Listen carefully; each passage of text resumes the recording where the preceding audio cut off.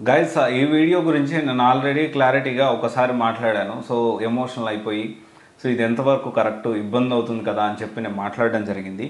And జనరల్గా ఇప్పుడు ఇంకొంతమంది కంపెనీస్తో డైరెక్టర్స్తో సీఈఓస్తో మాట్లాడిన తర్వాత ఇలా కూడా జరగవచ్చు కదా దీని గురించి స్పందించడానికి. దీని గురించి అంటే 50% సాఫ్ట్వేర్ ఉద్యోగాలు బెంగళూరులో, కర్ణాటక వాళ్ళకి, బెంగళూరు ఎందుకంటే బెంగళూరులో ఐటీ హబ్ కాబట్టి మిగతా వాళ్ళందరికీ కలిపి కూడా 50%. దీనికి సంబంధించి ప్రభుత్వం వెనక్కి తగ్గింది అని చెప్పి దాంతోపాటు 14 గంటలు అయితే ఇంప్లిమెంట్ చేశారనే వార్తలు అయితే వస్తూ ఉన్నాయి. రోజుకు 14 గంటలు పనిచేయాలి. ఇది మెయిన్గా స్థానికేతరులు అంటే తెలుగు వాళ్ళు కానీ, తమిళ వాళ్ళు కానీ, లేకపోతే బెంగళూరులో అపార్ట్ ఫ్రమ్ కర్ణాటక వాళ్ళు కాకుండా వేరే వాళ్ళందరికీ కూడాను వాళ్ళని కొంచెం పంపించడానికే ఈ ప్లాన్ అనేది చేశారు అని చెప్పి కొంతమంది మాట్లాడుతూ ఉన్నారు. దీని గురించి ఒక విషయము క్లారిటీగా, సో నిజంగానే 50% ఇంప్లిమెంట్ అయితే ఇది మంచి జరుగుతుందా, చెడు జరుగుతుందా, అసలు ఏం జరుగుతుంది, లేకపోతే ఇది ఒక అన్నెసరీ డ్రామా క్రియేట్ చేస్తున్నారా ఏంటి అనేది మనం ఒక్కసారి క్లియర్గా మాట్లాడుకుందాము. గైస్ ఒక్క విషయం మనం అర్థం చేసుకోవాలి. నేను హైదరాబాద్లోనే ఉన్నా, ఓకే. సో ఇది తెలంగాణ వాళ్ళకు కూడా ఖచ్చితంగా కొంచెం నేను చెప్పే విషయాలు కొంచెం బాధ కలిగించవచ్చు తెలంగాణలో ఉండే వాళ్ళకి, తెలంగాణలో ఉండే లోకల్ పీపుల్కి, and at the same time Andhra వాళ్ళకి కూడాను. అండ్ నేనైతే ఆంధ్రాలో పుట్టి పెరిగాను, బట్ ఇప్పుడైతే తెలంగాణలో అమ్మాయిని పెళ్లి చేసుకున్నాను నేను.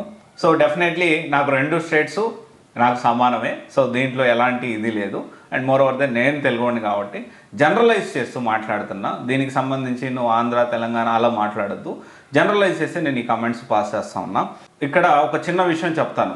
బెంగళూరులో అంటే నేను కొంతమంది సీఈఓస్తో, డైరెక్టర్స్తో వాళ్ళతో మాట్లాడినప్పుడు ఈ హెల్దీ డిస్కషన్ అయితే నేను పెట్టడం జరిగింది వాళ్ళతోటి. అయితే ఏంటి అంటే ఇప్పుడు హైదరాబాద్లోని చూసుకోండి, హైదరాబాద్లో లేబర్ వర్క్ చేసే వాళ్ళు అందరూ కూడాను తెలుగు వాళ్ళు తక్కువ ఉంటారు, మొత్తం నార్త్ వాళ్ళు ఉంటారు. ఎందుకు నార్త్ వాళ్ళని తీసుకుంటున్నారు?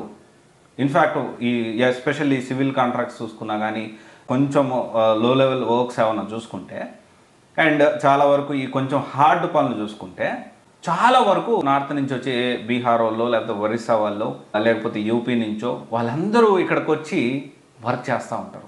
వాళ్ళందరూ వచ్చి వర్క్ చేయడం వల్ల ఇక్కడ 2 విషయాలు ఎవరికి లాభం, వాళ్ళు వచ్చి వర్క్ చేయడం వల్ల. ఫస్ట్ ఆఫ్ ఆల్ ఇక్కడ ఉండే తెలంగాణలో ఉండే తెలంగాణ ప్రజానీకం దీనివల్ల నష్టపోతుంది. జనరలైజ్ చేసి మాట్లాడుకుందాం, ఎందుకంటే ఇక్కడ వాళ్ళకి ఎక్కువ ఇవ్వాలి. ఇక్కడ తెలంగాణ వాళ్ళకి డెఫినెట్లీ ఈరోజు ఒక మేస్త్రి పని చూసుకుంటే అప్రాక్సిమేట్లీ 1300, 1400 ఉంది. అదే 1300 వాళ్ళు 800కే చేస్తారు, ఓకే. వాళ్ళు 800కే చేస్తారు, 700కే చేస్తారు, 900కే చేస్తారు. సో ఇక్కడ లాభపడుతుంది ఎవరు? దళారులు. లాభపడుతుంది ఎవరు? కాంట్రాక్టర్లు. డబ్బున్న వాళ్ళే లాభపడుతున్నారు. And at the same time definitely అక్కడ పని దొరకలేదు కాబట్టి వాళ్ళు ఇక్కడికి వచ్చి పని వెతుక్కొని ఏదో పని చేసుకొని తక్కువకు పని చేస్తూ ఉన్నారు. వాళ్ళని తప్పు పట్టడానికి లేదు, వాళ్ళు ఏదో ఫుడ్ కోసం వచ్చి కష్టపడుతూ ఉన్నారు పాపం, దాని గురించి తప్పు పట్టడానికి లేదు. కానీ ఇక్కడ రిసోర్స్ని వాడుకుంటూ, ఇక్కడ హైదరాబాద్లో తెలంగాణలో ఉన్న రిసోర్స్ని వాడుకుంటూ, ఇక్కడ ఉన్న వనరులను వాడుకుంటూ, ఇక్కడ నువ్వు ఫెసిలిటీస్ అన్నీ తీసుకుంటూ ఇక్కడ వాళ్ళకి అన్యాయం జరుగుతుంది కదా, ఇది ఆలోచించాలి మనం. So at the same time సరే నేను ఇప్పుడు కూలీ వాళ్ళ గురించి మాట్లాడాను. అండ్ జనరల్గా బెంగళూరులో ఏం జరుగుతుంది? బెంగళూరులో కూడా కూలీలే, సాఫ్ట్వేర్ కూలీలు, ఓకే. వైట్ కాలర్ కూలీ, we can say that, okay. White collar కూలీ. ఒకవేళ ఎవరిన మనోభావాలు హర్ట్ అయి ఉంటే I'm sorry for that, but white collar కూలీ అనొచ్చు మనం, అంటే వర్క్ చేసేవాళ్ళే కదా, ఓకే. అయితే ఇక్కడ బెంగళూరులో వర్క్ చేసే వాళ్ళు ఏం జరుగుతుందంటే పక్క రాష్ట్రాల నుంచి వచ్చి అక్కడ ఉన్న రిసోర్సెస్ని చాలా కంపెనీస్ గవర్నమెంట్తో బెంగళూరులో రిసోర్సెస్ని వాడుకుంటూ 90 సంవత్సరాల లీజు, 30 సంవత్సరాల లీజు అతి తక్కువ ధరకే. ఎందుకు వీళ్ళకి స్థలాలు ఇచ్చారు? లోకల్ కర్ణాటకలో, బెంగళూరులో ఎందుకు ప్లేసులు ఇచ్చారు? ఎందుకు అంటే అక్కడ వాళ్ళకి ఎవరికైనా ఉద్యోగాలు వస్తాయని.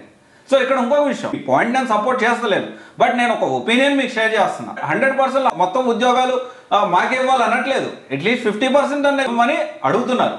దీంట్లో తప్పేమన్నా ఉందా? కర్ణాటక వాళ్ళు, కన్నడ వాళ్ళ సైడ్ నుంచి చూసి ఆలోచిద్దాం. At the same time Telangana వాళ్ళ సైడ్, తెలంగాణ ప్రధాని సైడ్ చూసి ఆలోచిద్దాం. ఇప్పుడు మనం అనొచ్చు, అన్న మనం మరి ఆంధ్ర పరిస్థితి ఏందని. ఆంధ్ర పరిస్థితి ఏంటంటే అది ఎవరికి ఇప్పుడైతే టైం పడుతుంది. సో ఓపెన్గా మనం మాట్లాడుకుంటే ఆంధ్రాలో ఇప్పుడిప్పుడే డెవలప్ అవుతుంది, ఎంతో కొంత ప్రయత్నాలు జరుగుతూ ఉన్నాయి. కాకపోతే ఏంటి అంటే ఆంధ్రాలో అడిషనల్ అడ్వాంటేజ్ ఏంటి అంటే మనకు ఒక హైదరాబాద్ లేకపోవచ్చు, లేకపోతే ఒక బెంగళూరు లాంటి సిటీ లేకపోవచ్చు, చిన్న చిన్న టౌన్స్, సిటీస్ బాగానే ఉన్నాయి. వైజాగ్ చూసుకున్నా, విజయవాడ చూసుకున్నా, గుంటూరు చూసుకున్నా, ఒంగోలు చూసుకున్నా, నెల్లూరు చూసుకున్నా, ఇక రకరకాలుగా కొంతవరకు డెవలప్ అయింది. బట్ సాఫ్ట్వేర్ పరంగా అయితే డెవలప్మెంట్ అనేది తక్కువే ఉంది. ఆంధ్రాలో. మరి ఆంధ్ర పరిస్థితి ఏందని అంటే భగవంతుడికి తెలియాలి, దాని గురించి నేనేం మాట్లాడలేను, కమెంట్ చేయలేను. బాధగానే ఉంది నాకు కూడా. బట్ అయితే జనరలైజ్ చేసి కామెంట్ చూసుకుంటే ఇక్కడ కంపెనీస్ కూడా బాగుపడుతున్నాయి కదా, అక్కడ రిసోర్సెస్ వాడుకుంటున్నారు కదా, అక్కడ వాళ్ళకి హక్కు లేదంటారా? ఆలోచించాలి. అంటే రెండు సైడ్ నుంచి ఆలోచించాలి. మనం ఎప్పుడు మన సైడ్ నుంచి మనం ఈ వీడియో చేసిన తర్వాత కొంచెం నా మీద కోపం రావచ్చు మీకు, బట్ ఆలోచించండి, రెండు సైడ్ నుంచి ఆలోచించండి. ఇక్కడ ఒక పాయింట్ మళ్ళీ రైజ్ అవ్వచ్చు, అంటే టాలెంట్ లేకపోయినా వాళ్ళని తీసుకొని వర్క్ చేయించుకోవాలా, టాలెంట్ ఉన్న వాళ్ళే కదా చేయించుకోవాల్సిందని చెప్పి రైజ్ అవ్వచ్చు. నేను ఏమంటున్నానంటే అక్కడ రిసోర్సెస్ వాడుకుంటున్నందుకు ఏంటి కంపన్సేషను? తెలంగాణ వాళ్ళు బాధపడదే కదా. ఇది ఆలోచించాలి, మనం ఖచ్చితంగా ఆలోచించాలి. అంటే ఇంకోటి ఏంటి అంటే ఆ 50% అంటే ఇప్పుడు కొంతమంది వీడియోస్ నేను చూసాను, ఇక ఖాళీ అయిపోతుంది, సాఫ్ట్వేర్ కంపెనీలన్నీ వచ్చేస్తాయి. ఎందుకు వస్తాయి కంపెనీలు? అలాంటి బెనిఫిట్స్ వదులుకొని ఆల్రెడీ ఎస్టాబ్లిష్ అయిన వాళ్ళ లీజు అంతా ఇన్ఫ్రాస్ట్రక్చర్ వదులుకొని ఆంధ్రాకి వస్తాయి అనుకుంటున్నారా? సగం ఖాళీ అయిపోతుంది, 50% బెంగళూరు ఖాళీ అయిపోతుంది, అవ్వదలాగా. సో దీని వెనకాల చాలా ఉంటుంది. సో ఇదంతా మనం అర్థం చేసుకోవాలి. సరే ఇవన్నీ పక్కన పెట్టేసేస్తే 14 గంటలు అనే విషయం మాత్రం ఖచ్చితంగా అది కరెక్ట్ కాదు, 100% కరెక్ట్. ఇంక ఫ్యామిలీ లైఫ్ వద్దా? ఇలా ఏమైనా కంపెనీలు షేర్ ఇస్తున్నారు 14 గంటలు పని చేయడానికి? 14 గంటలు పని చేయమంటారు, దాని దగ్గర శాలరీస్ ప్యాకేజ్ ఇవ్వాలి కదా. ఇది మాత్రం ఖచ్చితంగా వ్యతిరేకించవలసిన విషయమే. నారాయణమూర్తి గారు 14 గంటలు పని చేయాలి, దేశం ముందుకెళ్ళాలి. మీరు 14 గంటలు పని చేయాలంటే కొన్ని వేల కోట్ల సామ్రాజ్యం మీది, మీరు పని చేస్తారు.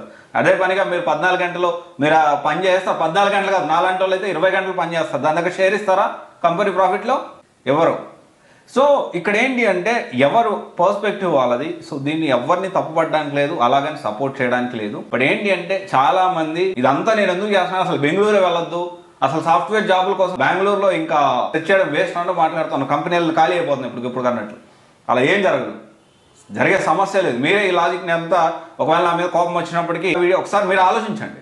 ఇన్ఫ్రాస్ట్రక్చరు, అక్కడ ఉండే ఫెసిలిటీసు అండ్ వాళ్ళు ఇచ్చిన రాయితీలు, ట్యాక్స్ బెనిఫిట్స్ ఇచ్చి ఉంటారు ఖచ్చితంగా. ఇవన్నీ వదులు కంపెనీలు మారడం అంటే అంత ఈజీ కాదు. సో దాని గురించి ఆలోచించద్దు. ఫ్రెషర్స్ బెంగళూరులో ఎక్కువ ఆపర్చునిటీస్ ఉంటాయి, ఖచ్చితంగా మీరు ప్లాన్ చేసుకోండి. అంటే ఇంకా 50% అనేది ఇంప్లిమెంట్ కాలేదు, ఇంప్లిమెంట్ అయినప్పుడు చూసుకుందాం దాని గురించి అప్పుడు ఆలోచిద్దాం.